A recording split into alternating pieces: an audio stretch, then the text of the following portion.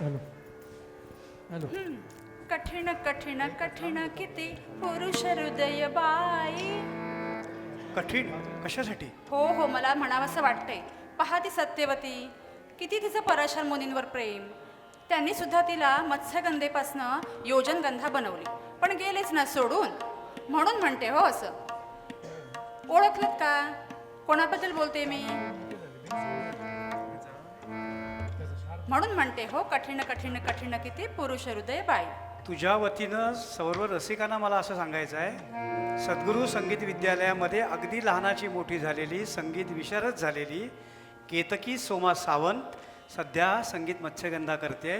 परवा 23 तारीखला रविवारी कणकवलीत कार्यक्रम होता, तेव्हा सर्वत्र एकच चर्चा होती, ही सत्यवती, इतकी सुंदर सत्यवती करणारी ही कलाकार कोण? आम्ही सांगताना उत्तर सांगितलं, सद्गुरू संगीत विद्यालयाची कन्या केतकी सोमा सावंत. तिनं तवभास अंतरा झाला हे जे पद आहे इतक्या सुंदर पद्धतीनं आता सादर होणार आहे. पुन्हा स्मिता गावडे येते आपल्यासाठी, पण त्याकरता सर्व प्रकारची जी त्यातली पदं आहेत त्याकरता उत्तम तबला साथ करणारा आपला नीरज मिलिंद भोसले सुद्धा इथं आहे. त्याच्याही करता जोरदार टाळ्या. नीरज, टाळ्या तुझ्यासाठी वाजतायत, त्या स्वीकारायच्या आहेत. ऐकूया.